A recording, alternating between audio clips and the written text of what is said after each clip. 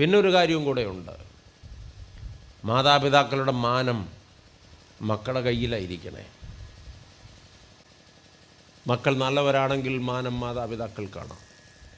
മറിച്ചായാലോ, bank കൊള്ളയടിച്ചതിൻ്റെ പേരിലോ, ഒരു പെണ്ണ് കേസിൽ പ്രതിയായതിൻ്റെ പേരിലോ, മയക്കുമരുന്ന് കള്ളക്കടത്തിൻ്റെ പേരിലോ, ഒരു കൊട്ടേഷൻ ടീമിലെ അംഗമായതിൻ്റെ പേരിലോ സ്വന്തം മക്കളെ പോലീസ് അറസ്റ്റ് ചെയ്ത് പത്രത്തിൽ പടം അച്ചടിച്ച് വന്നാൽ ഏതെങ്കിലും ഒരപ്പനും അമ്മയ്ക്കും പിന്നെ ചിരിക്കാൻ പറ്റുമോ?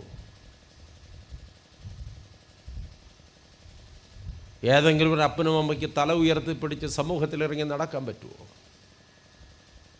4 പേരുടെ മുമ്പിൽ ഇറങ്ങി നടക്കുമ്പോൾ നാട്ടുകാർ പരിഹസിച്ച് ചിരിക്കില്ലേ?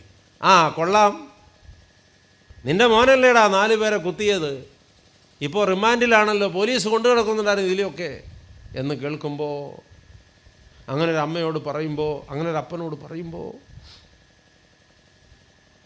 മാനം പോയില്ലേ? ഈ മുറ്റത്തിരിക്കുന്ന ആളുകൾക്ക് എന്തിൻ്റെ പേരിലാണ് ഏറ്റവും കൂടുതൽ സങ്കടപ്പെടേണ്ടി വന്നിട്ടുള്ളത്? സ്വന്തം മക്കളെക്കുറിച്ച് ആണോ?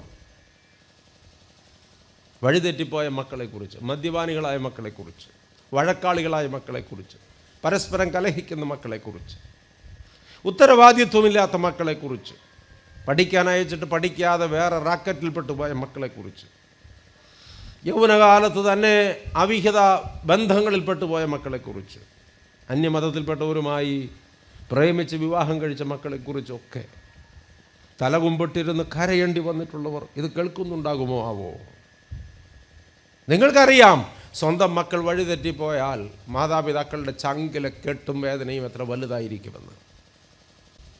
ദൈവത്തിൻ്റെ മക്കളെന്ന നിലയിൽ നാം വഴുതിപ്പോയാൽ ദൈവത്തിന് സഹിക്കാൻ പറ്റുമോ?